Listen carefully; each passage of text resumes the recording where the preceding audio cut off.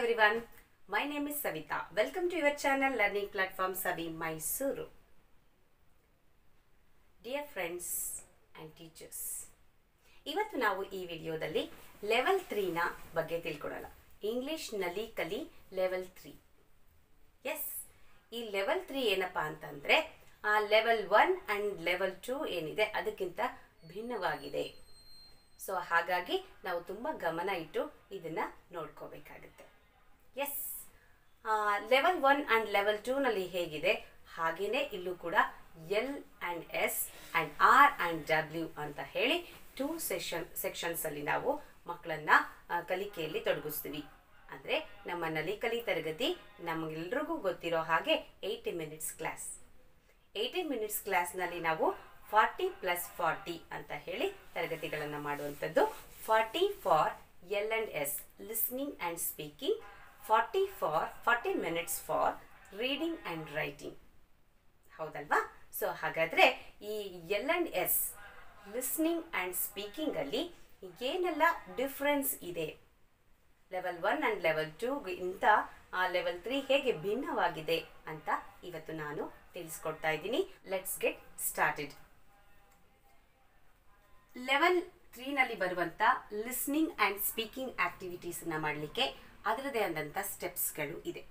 So ಅದಕ್ಕಿಂತ ಮುಂಚೆ ನಾವು ಏನು ತಿಳ್ಕೋಬೇಕು ಅಂತಂದ್ರೆ ಈ ಲಿಸ್ನಿಂಗ್ ಅಂಡ್ ಸ್ಪೀಕಿಂಗ್ ಆಕ್ಟಿವಿಟೀಸ್ಗಳು ಕೂಡ ಲೆವೆಲ್ 3 ನಲ್ಲಿ ಯಾವ ರೀತಿ ಹೋಗುತ್ತೆ. ನಾವು ಮಕ್ಕಳಿಗೆ ಲೆವೆಲ್ 1 ಅಂಡ್ 2 ಆದ್ರೆ ಸೆಮಿ ಸರ್ಕಲ್ ಅಲ್ಲಿ ಓಲ್ಡ್ ಕ್ಲಾಸ್ ಆಕ್ಟಿವಿಟಿ ಅಂತ ಮಾಡ್ತೀವಿ. ಕಾನ್ವರ್ಸೇಷನ್ ಸರ್ಕಲ್ ಅಲ್ಲಿ ಮಾಡ್ತೀವಿ. But here in the 3rd standard level 3 ನಲ್ಲಿ ನಾವು ಏನ್ ಮಾಡ್ತೀವಿ ಅಂತಂದ್ರೆ ಮಕ್ಕಳಿಗೆ ಇದನ್ನ ಪ್ರಾಜೆಕ್ಟ್ ಆರ್ ಅಸೈನ್ಮೆಂಟ್ಸ್ ಗಳ ರೂಪದಲ್ಲಿ ಇದನ್ನ ಕೊಡುವಂತದ್ದು. Okay, yes, listening and speaking ಅಲ್ಲಿ ಬರುವಂತಹ ಸೆಗ್ಮೆಂಟ್ಸ್ಗಳು ಯಾವುದು? Yes, TPR, LCWE. ಏನ್ ಹಾಗಂದ್ರೆ TPR ಅಂದ್ರೆ ಟಿ ಅಂದ್ರೆ total physical response, P presentation, R rhyme, then LCS.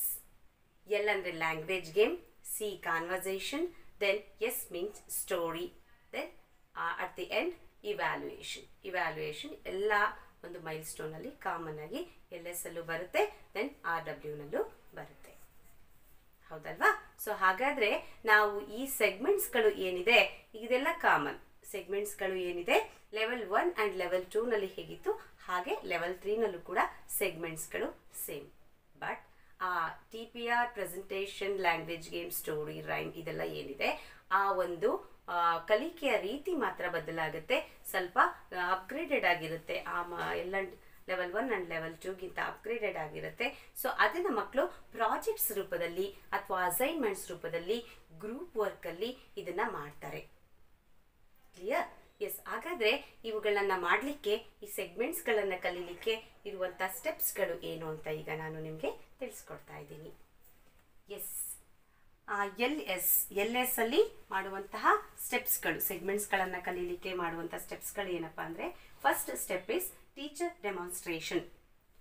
Teacher ಅದು ಏನಿದೆ ಎವ್ರಿ ಸೆಗ್ಮೆಂಟ್ಸ್ಗೂ ಕೂಡ ಇದೇ ಸ್ಟೆಪ್ಸ್ ಏನಾಗುತ್ತೆ ಅಪ್ಲೈ ಆಗುತ್ತೆ. ರೈಟ್? ಎವ್ರಿ ಸೆಗ್ಮೆಂಟ್ಸ್ಗೂ, for example TPR presentation, rhyme, game, story ಇದಿಷ್ಟಕ್ಕೂ ಕೂಡ ಇದೇ ಒಂದು ಸ್ಟೆಪ್ಸ್ ಫಾಲೋ ಆಗುವಂಥದ್ದು. ಓಕೆನಾ? First step is teacher demonstration.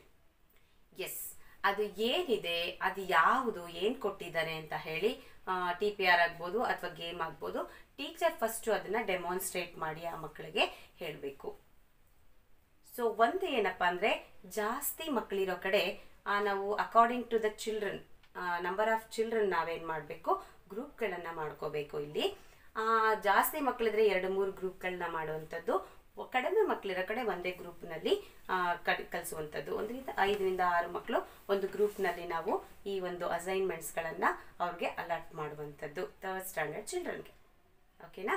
S, ಹಾಗಿರ್ಬೇಕಾದ್ರೆ first ಅದು ಏನಿದೆ ಅಂತ ಹೇಳಿ ಆ ಗ್ರೂಪ್ನಲ್ಲಿ ಆ ಮಕ್ಕಳಿಗೆ ಟೀಚರ್ ಡೆಮಾನ್ಸ್ಟ್ರೇಟ್ ಮಾಡಿ ತೋರಿಸ್ಬೇಕು. ಸೊ ಅದು ಯಾವ TPR ಇದೆ, ಇದನ್ನೇ ನೀವು ಹೇಗೆ ಮಾಡಬೇಕು, ಅದು ವರ್ಕ್ ಬುಕ್ಕಲ್ಲಿ ಇರುತ್ತೆ ಮಕ್ಕಳಿಗೆ. ನಾನು ನಿಮಗೆ ನಂತರ ಎಕ್ಸ್ಪ್ಲೈನ್ ಮಾಡ್ತೀನಿ ತೋರಿಸ್ತಾ. ಅದನ್ನ ಮಕ್ಕಳಿಗೆ ಹೇಳಬೇಕು. ಅದನ್ನು ಡೆಮಾನ್ಸ್ಟ್ರೇಟ್ ಮಾಡಿ ಈ ರೀತಿ ನೀವು ಮಾಡಬೇಕು ಮಕ್ಕಳ ಅಂತ ಅವ್ರಿಗೆ ಹೇಳಬೇಕಾಗುತ್ತೆ. The next students work in groups. Yes, teacher ಏನು ಹೇಳ್ಕೊಟ್ಟಿದ್ದಾರಲ್ವಾ, ಸೊ ಅದನ್ನ ಆ ಮಕ್ಕಳು ಗ್ರೂಪಲ್ಲಿ ವರ್ಕ್ ಮಾಡ್ತಾರೆ.